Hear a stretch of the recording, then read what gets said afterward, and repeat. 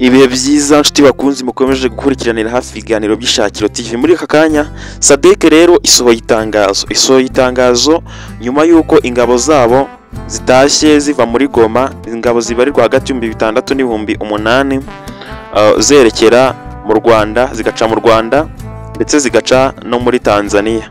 Ibi byose bibaye cyangwa se ni ikiganiro kibaye hagati y'umunyamakuru n'ushinzwe itangazamakuru mu gisirikare cya South Africa, bamubaza ku bijyanye no gutaha kw'izi ngabo, asobanura ko ngo byabaye mu kimwaro gikomeye. Umunyamakuru niko yamubazaga, gusa yanakomeje asobanurira umunyamakuru ushinzwe itangazamakuru mu gisirikare. Byose hamwe turabirebera hamwe mu kanya gatoya kari imbere. Yakomeje asobanurira ushinzwe itangazamakuru amubwira ko ingabo zaciye muri Tanzania, agasa n'usimbuka ko zaciye mu Rwanda, aho umunyamakuru atabashije kubyihanganira, ahubwo noneho ahita bivuga byeruye, avuga ko mwavugaga ko M23 ifashwa n'u Rwanda, mukaba mwaraciye mu Rwanda, mwumvaga bimeze bite? Nibyo tugiye kwinjiramo neza muri kino kiganiro. Aho uyu munyamakuru yakomeje abaza ushinzwe itangazamakuru mu gisirikare cya South Africa, amubaza ku bijyanye n'igisirikare cya South Africa, by'umwihariko ibijyanye n'iyi misiyo yabananiye muri Congo. Nibyo rero tugiye kwibandaho muri kino kiganiro. Nubwo yakomezaga amera nk'uri gukura igisirikare cya South Africa mu isoni, byose tugiye kubyinjiramo akantu ku kandi. Icyo usabwa nta kindi rero ni ukureba gato munsi ya video ukamakinga sure ko ukoze subscribe, wasanga utarayikora ukayikora, kugira ngo turusheho kubana mu buryo bumwe cyangwa ubundi. Abakoze subscribe cyane cyane abo twabanye mu biganiro byabanje, barabibonye ukuntu ingabo za South Africa zahisemo gutaha ku masaha y'ijoro kugira ngo zihishe itangazamakuru. Ibi ngibi ntabwo byabashije kubahira, ahubwo nawe mu masaha y'ijoro batashyemo ubwo bajyaga impaka bavuga ati dutashye ku manywa itangazamakuru nitwarekira ryaduhera Gisenyi ridukamera kugera tugeze ku mupaka wa Rusumo. Abandi bakavuga ati dutahe nijoro, bati imihanda yo mu Rwanda yose iracaniye amatara, ntabwo twabona aho tunyura n'ubundi badukamera. N'ubundi niko byaje kugenda, bahisemo gutaha nijoro imihanda yo mu Rwanda kubera ko icaniye, itangazamakuru n'ubundi birabakamera. Abanyamakuru bamwe na bamwe bajya live batangaza inkuru y'ukuntu abasadeke bari gutaha mu kimwaro cyinshi batahana n'ibikoresho byabo, cyane ko hari nabo bwakeye amakamyo ataragera Rusumo ngo binjire muri Tanzania, aho byari bigoye kuba wakamera kubera ko Tanzania yari ifatanyije cyangwa se yari iri mu mugambi cyangwa iri mu gikundi cy'abasadeke muri rusange. Nibyo rero tugiye kwinjiramo. Wowe wakoze subscribe yarabibonye ndetse n'ugiye kuyikora muri iki kiganiro, turashobora gukomeza tubana mu buryo bumwe cyangwa se ubundi. Banza wumve gatoya uyu munyamakuru avuga ku bijyanye n'ingabo za South Africa, avuga ku bijyanye no gutaha aho baba baraciye. Turabyumvaho gatoya, dukomeze ikiganiro muri rusange.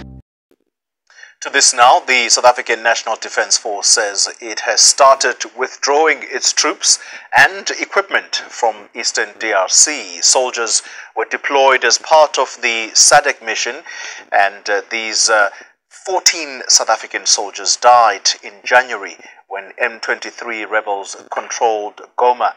And this was in March. Their deployment and apparent lack of support drew widespread criticism at that time.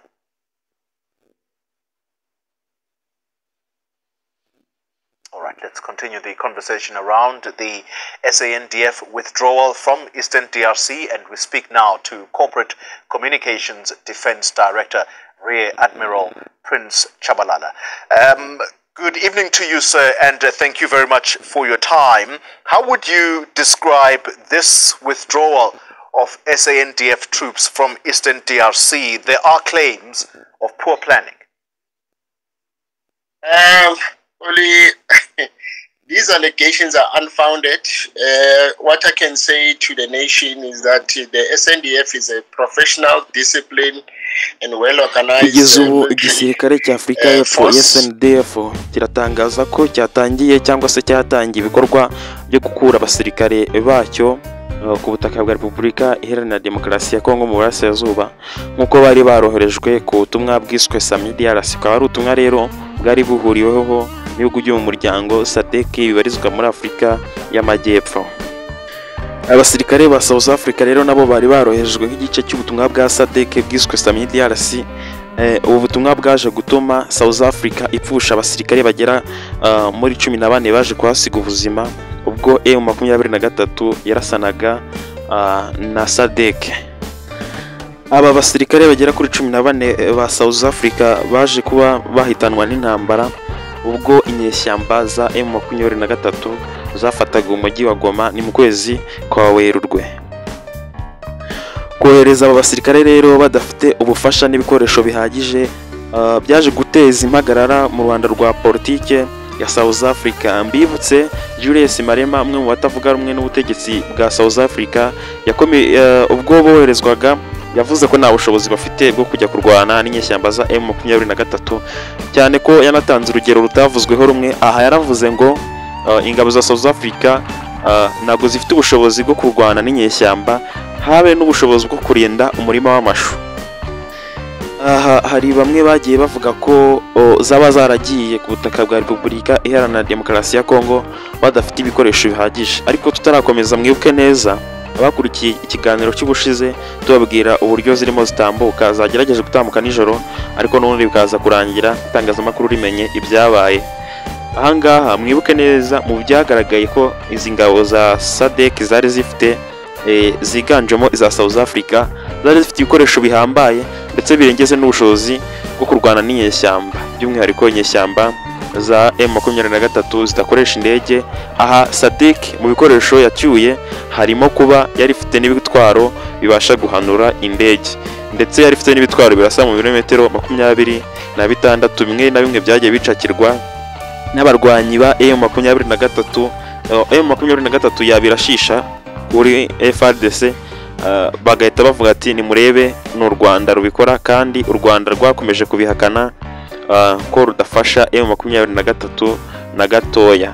Ahangaha rero mwibuke neza ibindi bikoresho byari byaje harimo amato y'intambara, kandi M23 iki gihe SADC iza ntabwo yaje bafite agace gakora ku mazi, bivuze ko bari biteguye kurwana intambara y'igihe kirekire, kandi bivuga ko itari no kugarukira kuri M23 gusa, nk'uko ubuyobozi bwa SAMIDRC cyangwa se bwari buhagarariye ingabo za SADC bwabivuze. Aba SADC bakigera i Goma, uwari uhagarariye umwe mu bari bahagarariye ubutumwa wo muri Tanzania yaravuze ati ubu tuje kurwana n'umwanzi ariwe M23, tumurangiza bahita batwereka n'undi. Ibi ngibi ni ibintu bitakomeje kuvugwaho rumwe, ahubwo bidatinze byaje kugaragara ari gusakwa kimwe n'abandi bose.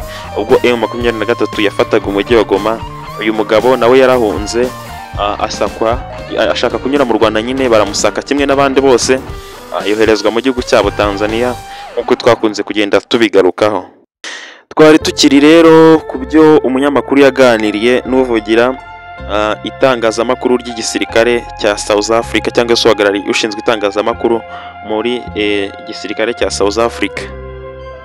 Ati twakomeje rero kuganira ku gikorwa cyo gukura abasirikare ba SANDF ku butaka bwa Repubulika Iharanira Demokarasi ya Kongo. Ati ariko kandi uyu munsi muri iki kiganiro turi kumwe n'ushinzwe itangazamakuru mu gisirikare cya South Africa cyangwa se cya Afurika y'Epfo. Ati ni Admiral Prince Chabalala. Uyu munyamakuru yagize ati Bwana Prince Chabalala, ati turabashimira ko cyangwa se tubanje kubashimira ko mwemeye kuganira natwe. Ngaho ni mutubwire ibijyanye no gucyura ingabo ziva ku butaka bwa Repubulika Iharanira Demokarasi ya Kongo, ngo n'ingabo zacu za South Africa. Ni mutubwire ibijyanye no kuzicyura, cyane ko bivugwa ko ngo byateguwe harimo kuzohereza no kuzicyura byose ngo byabayeho mu buryo bubi buteye agahinda. Ati murakoze, ibyo navuga ko ari ibirego bidafite ishingiro. Icyo nabwira abaturage nuko ingabo za SANDF ari igisirikare gikora kinyamwuga kandi gifite discipline. Ati igisirikare cya SANDF ni igisirikare gikora kinyamwuga. Ati amagambo yavuzwe n'abanyepolitike bavuga ko aba basirikare boherejwe ku butaka bwa Repubulika Iharanira Demokarasi ya Kongo ngari abasirikare batatojwe, batahawe n'ibikoresho bihagije, ngabo ni abanyepolitike bari bagamije kwigarurira imitima ya rubanda. Ariko ngo mu by'ukuri igisirikare cya SANDF nk'uko kirinda South Africa ngo ni igisirikare gikomeye kandi kigendera ku mahame ya gisirikare, gifite discipline, kikanakora kinyamwuga. Ahangaha rero narakomeza ntabeshya kubera ko ibikoresho bihagije byo bari babifite. ibikoresho bihagije bari babifite. Mu bigaragarira amaso cyangwa se mu byo twavuzeho mu kiganiro cyabanje, mwabonye ibitwaro binini cyane bigiye biri ku makamyo ya SADC. Abasirikare bo bari bagiye mu modoka zari zanditseho military police, bo imodoka zabo zabashije kwihuta. Ariko mwibuke neza, izi modoka zitwara ibikoresho cyangwa se aya makamyo ntabwo abasha kwihuta ku muvuduko wo hejuru. Amwe bwanayakereyeho atarasohoka mu Rwanda, kuko ngo yari amakamyo arenga 200 yatambutse ku butaka bw'u Rwanda afite ibikoresho. Urumva rero izi SAMIDRC cyangwa se izi ngabo zari mu butumwa bwa SAMIDRC zari zifite ibikoresho navuga ko birengeje n'ibikenewe, ndetse na discipline yagaragariye mu kubona ko barushijwe imbaraga, hanyuma bagasa n'abamanitse amaboko, bakazamura igitambaro cy'umweru cyerekana ko bikuye mu mirwano, ndetse bagahamagara uko byashobokaga kose, bagasaba ko badakomeza kuraswaho. Ibi nabyo ni bimwe mu biranga igisirikare cya kinyamwuga. Ntabwo bakomeje gukora ku byihebe. Ibyihebe byo ntabwo iyo bibonye ko bitsinzwe, ahubwo bitamo gupfana n'uwo bari kurwana, no kugira ngo ibyihebe byo biratandukanye. Kurwanya abateroriste, abaterabwoba biratandukanye. Ntago kuko baba badakora kinyamwuga kandi nta n'amategeko mpuzamahanga runaka bubahiriza, ntago bajya bemera kumanika amaboko cyangwa se ngo bafatwe matekwa nk'uko izi ngabo za South Africa muri rusange nizo twibanzaho, nk'uko zari ziri mu butumwa bwiswe SAMIDRC. Ku bijyanye n'ibyihebe byo birakomeza bigahatana, hatapfa urasa agapfa uraswa, cyangwa se hatapfa uwateye hagapfa uwatewe. Ntago zo zijya zigira igitekerezo cyo gusa no gutsindwa cyangwa se kumanika amaboko. Ibi rero mu byo kuzamura kariya kadarapo k'umweru no kugaragaza ko bikuye mu kurasana no kwemera gufatwa amatekwa, batitaye ko ari igihugu gikomeye cyangwa se bafite igisirikare gikomeye kivugwa ibigwi mu bisirikare bine bikomeye muri Afurika. Ibi byose bigaragaza ubunyamwuga, bahisemo kumanika amaboko ndetse banafatwa amatekwa ari ibihumbi byinshi, bafashwe n'inyeshyamba zitari na nyinshi cyane. Ibi nabyo biri mu bigaragaza ko bagira discipline kandi bafite amahame bagenderaho, kuko kubona ko warushijwe imbaraga ugahitamo kwikura mu mirwano hatabayeho ibyo bigabanya impfu z'abari buhitanwe n'iyo mirwano. Mwibuke neza hapfuye abasirikare 14 nk'uko imibare itangazwa. Ibi nabyo South Africa cyangwa se itangazamakuru, abadepite na bamwe mu baturage batabyumvaga neza, bakumva ko abasirikare ari benshi cyane, ndetse batagombaga kugwa kuri buriya butaka bwa Repubulika Iharanira Demokarasi ya Kongo. Ati igikorwa cyo gusubira iwacu cyakozwe cyangwa se cyateguwe mu buryo bwiza, kandi cyateguwe n'itsinda ryacu ryoherejwe i Goma kuganira n'ubuyobozi bwa M23. Ni ukuvuga ko rero byinshi mu bikorwa n'igisirikare cya South Africa SANDF biba biteguye kandi binyura mu mucyo, nta bintu byo kugenda basebya igisirikare cya South Africa bavuga ko ngo kidafite ubushobozi ndetse ngo kidafite discipline. Ngo abasirikare ba South Africa ni abasirikare baba barateguwe neza mu buryo butandukanye cyangwa se buhagije. Ahangaha ikintu nabibutsa nuko ingabo za South Africa, abajenerali ba SADC baje mu biganiro i Goma mu gihe cyashize, baganira na M23 bayisaba ko yabaha inzira yo guca ku kibuga cy'indege cya Goma bakagenda mu bihugu byabo.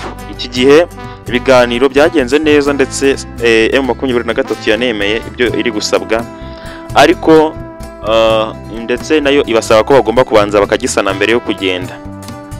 Ibyo biganiro biza kwemezwa, ariko nyuma gatoya M23 ubwo yagabwaga igitero na Wazalendo na FARDC, byatangajwe ko South Africa cyangwa se SADC yaba yarabigizemo uruhare. M23 ihita yikura muri ayo masezerano.